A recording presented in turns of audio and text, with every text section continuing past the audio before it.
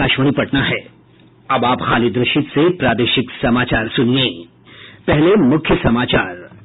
प्रधानमंत्री नरेंद्र मोदी ने कहा, सरकार द्वारा समय पर लिए गए फैसले से कोरोना महामारी को फैलने से रोकने में काफी सहायता मिली है। श्री मोदी ने कहा, राष्ट्रव्यापी अनलॉक के पहले चरण के 2 सप्ताह बाद देश की अर्थव्यवस्था फिर से सामान्य हो रही है। बिहार में कोरोना वायरस संक्रमितों की संख्या बढ़कर 6,736 हुई। अब तक 4,571 लोग स्वस्थ हुए और प्रदेश में मानसून के सक्रिय होने से कई हिस्सों में अच्छी बारिश, नदियों के जलस्तर में भी बढ़ोतरी। अब समाचार विस्तार से। प्रधानमंत्री नरेंद्र मोदी ने 1 जून से शुरू किए गए अनलॉक 1 के बाद देश में कोविड-19 महामारी की मौजूदा स्थिति और रोकथाम के उपायों पर मुख्यमंत्रियों के साथ आज संवाद किया। प्रधानमंत्री ने वीडियो कॉन्फ्रेंसिंग के जरिए 21 राज्यों और केंद्र शासित प्रदेशों के मुख्यमंत्रियों से बातचीत की। अपने प्रारंभिक संबोधन में श्री मोदी ने कहा कि सरकार द्वारा समय पर किए गए फैसलों से इस महामारी को फैलने से रोकने में काफी सहायता मिली है। सही समय पर लिए गए फैसलों ने देश में कोरोना संक्रमण को नियंत्रित करने में बहुत मदद की है। भविष्य में जब कभी भारत की कोरोना के खिलाफ लड़ाई का अध्ययन होगा तो ये दौर इसलिए भी याद किया जाएगा कि कैसे इस दौरान हमने साथ मिलकर के काम किया, कोऑपरेटिव फेडरलिज्म का सर्वोत्तम उदाहरण प्रस्तुत किया। कोरोना दुनिया के अनेक देशों में चर्चा का विषय भी नहीं बना था, तब भारत ने इससे निपटने के लिए तैयारियां शुरू कर दी, फैसले लेने शुरू कर दिए। प्रधानमंत्री ने कहा कि कोविड-19 महामारी के कारण अर्थव्यवस्था पर जो प्रतिकूल प्रभाव पड़ा था उसका असर कम हो रहा है और अर्थव्यवस्था के उबरने के संकेत नजर आने लगे हैं।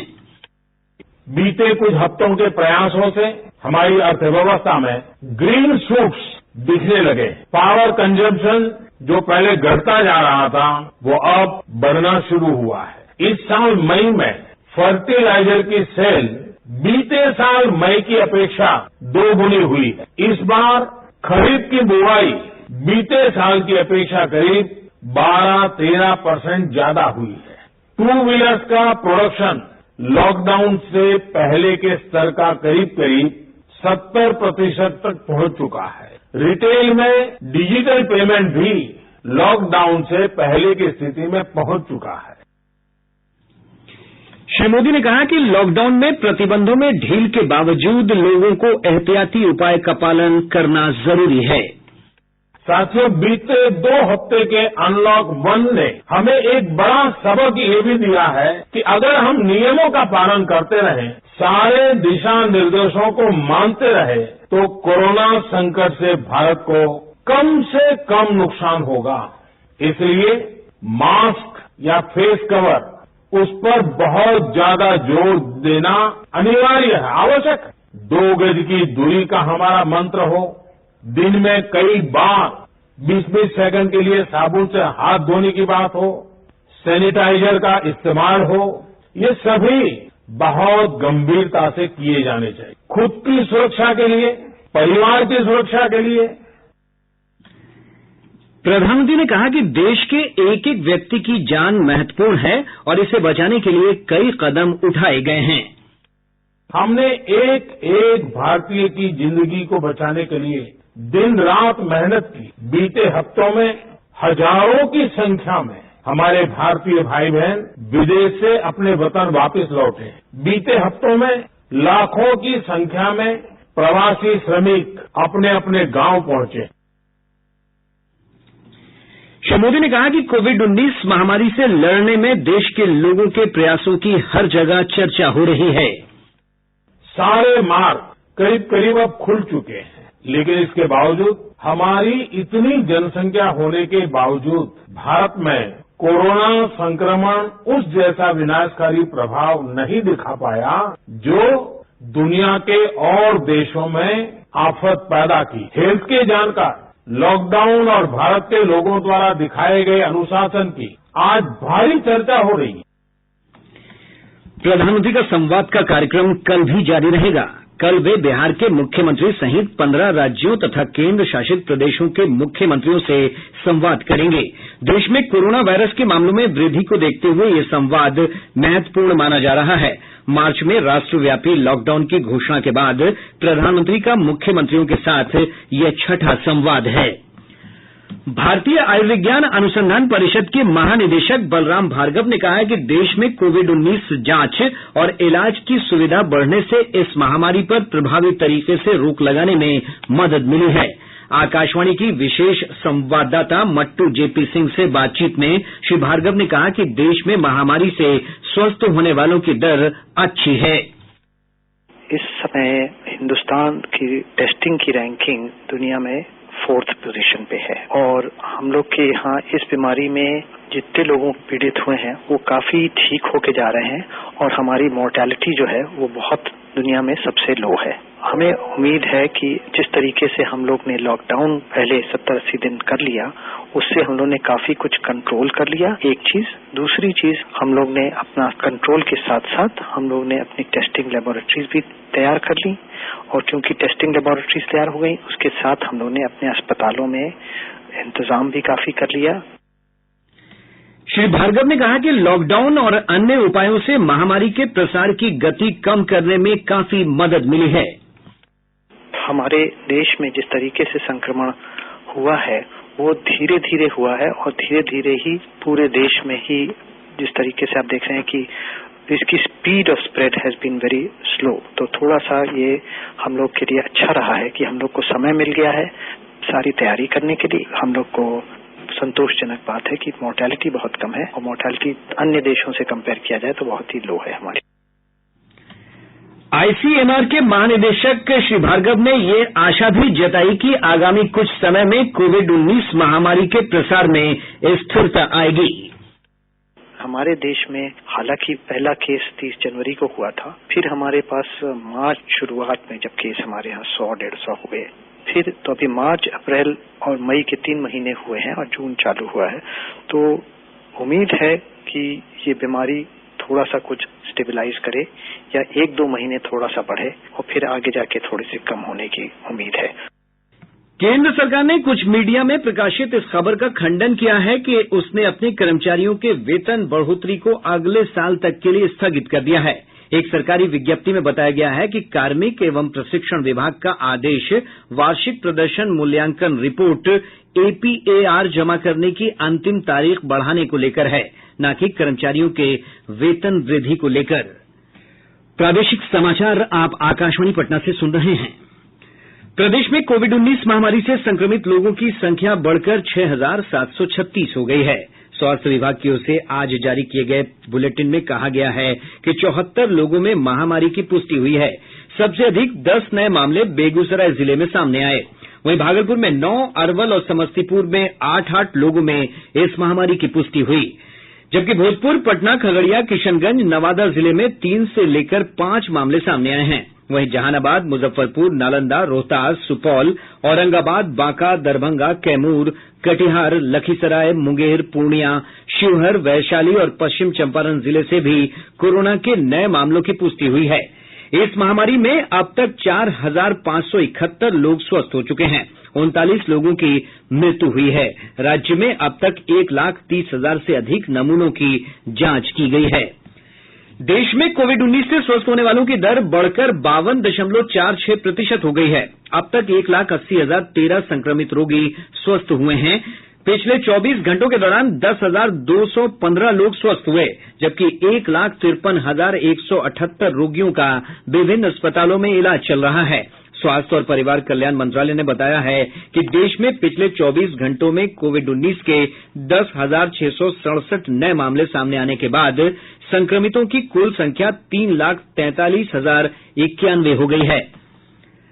मॉनसून के सक्रिय रहने के कारण प्रदेश के अधिकांश हिस्सों में बारिश का सिलसिला जारी है। विशेषकर राज्य के पूर्वी हिस्सों में अच्छी बारिश हुई है। मौसम विभाग से प्राप्त जानकारी के अनुसार सबसे अधिक 80 मिलीमीटर वर्षा अररिया जिले के फारबिसगंज में रिकॉर्ड की गई। किशनगंज, पूर्णिया, कटिहार और आसपास के क्षेत्रों में भी अच्छी बारिश हुई है। मधुबनी, दरभंगा, सुपौल, छपरा, नालंदा, गोपालगंज और शिवहर में भी 30 मिलीमीटर से 55 मिलीमीटर तक बारिश दर्ज की गई है। मौसम विभाग ने अगले 48 घंटों के दौरान राज्य के उत्तर पश्चिमी और उत्तर पूर्वी हिस्सों में कुछ स्थानों पर भारी बारिश और वज्रपात की चेतावनी जारी की है। इधर जमुई से हमारे संवाददाता ने बताया है कि खैरा और झाझा प्रखंड में वज्रपात की चपेट में आकर 4 लोगों की मौत हो गई। लगातार बारिश के कारण प्रदेश के विभिन्न स्थानों पर जल जमाव की स्थिति उत्पन्न हो गई है।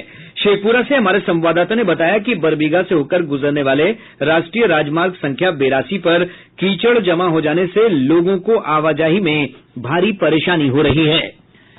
कटिहार जिले में महानंदा नदी के जलस्तर में वृद्धि से प्राणपुर थाना क्षेत्र अंतर्गत निचले इलाकों में पानी फैल गया है। इससे खेत में लगी फसल और सब्जियां डूब जाने से किसानों को नुकसान हुआ है।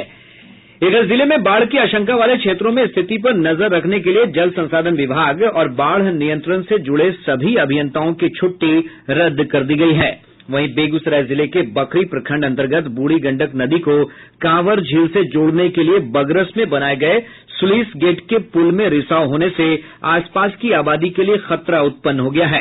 हमारे संवाददाता ने बताया कि बरसाती नदी गंगटी के उफान के कारण बांका और मुंगेर को जोड़ने वाले शंभूगंज असरगंज सड़क मार्ग पर डायवर्जन बह गया है। इससे यातायात बाधित है। वहीं बांका शहर के पूर्वी छोर पर स्थित चानन नदी पर बना पुल लगातार बारिश के कारण धंस गया है। इससे आवाजाही पूरी तरह ठप हो गई है। मुख्यमंत्री नीतीश कुमार ने आज पूर्वी चंपारण, लखीसराय और रोहतास जिले में करोड़ों रुपए की लागत से बने पुल और सड़क योजनाओं का उद्घाटन और शिलान्यास किया। मुख्यमंत्री ने पूर्वी चंपारण जिले को गोपालगंज से जोड़ने वाले गंडक नदी पर बने 70 घाट पुल का उद्घाटन किया। इसके निर्माण पर 263 करोड़ रुपए से अधिक की लागत आई है। लंबे समय से निर्माणाधीन इस पुल के खुल जाने से तिरहुत और सारण प्रमंडल की करोड़ों की आबादी को लाभ मिलेगा।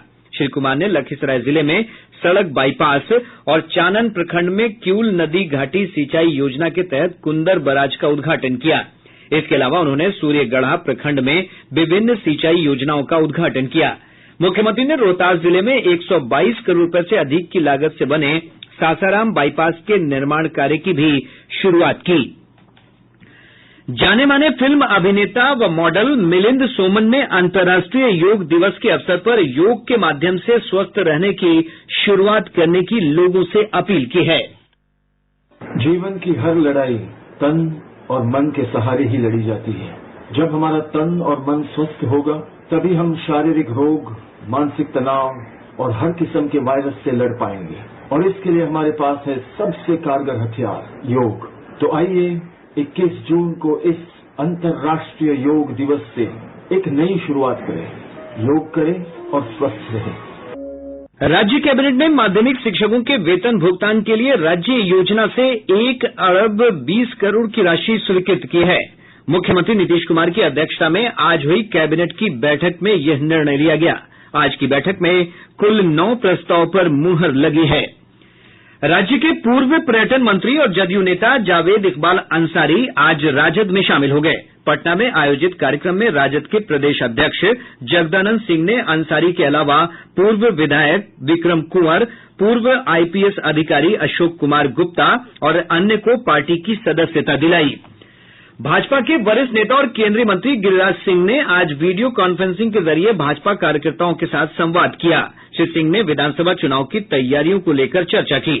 बक्सर जिले में लॉकडाउन का उल्लंघन करते हुए रामरेखा घाट पर मुंडन संस्कार में भीड़ जमा करने के आरोप में 3 नाविकों और 2 पुजारियों के खिलाफ प्राथमिकी दर्ज कराई गई है। कटिहार जिले में अवैध तरीके से बीज की बिक्री के आरोप में 3 विक्रेताओं का लाइसेंस रद्द कर दिया गया है। वहीं जिले के कुर्सेला थाना क्षेत्र अंतर्गत राष्ट्रीय राजमार्ग संख्या 31 पर अज्ञात अपराधियों ने स्वास्थ्य केंद्र में पदस्थापित एक कर्मचारी की गोली मारकर हत्या कर दी। और अब अंत में मुख्य समाचार एक बार फिर। प्रधानमंत्री नरेंद्र मोदी ने कहा कि सरकार द्वारा समय पर लिए गए फैसले से कोरोना महामारी को फैलने से रोकने में काफी सहायता मिली है। श्री मोदी ने कहा, राष्ट्रव्यापी अनलॉक के पहले चरण के 2 सप्ताह बाद देश की अर्थव्यवस्था फिर से सामान्य हो रही है। बिहार में कोरोना वायरस संक्रमितों की संख्या बढ़कर 6,736 हुई। अब तक 4,571 लोग स्वस्थ हुए और प्रदेश में मानसून के सक्रिय होने से कई हिस्सों में अच्छी बारिश, नदियों के जलस्तर में भी बढ़ोतरी। इसके साथ ही आकाशवाणी पटना से प्रसारित प्रादेशिक समाचार का ये अंक समाप्त हुआ। घर में रहिए, सुरक्षित रहिए और सुनते रहिए आकाशवाणी।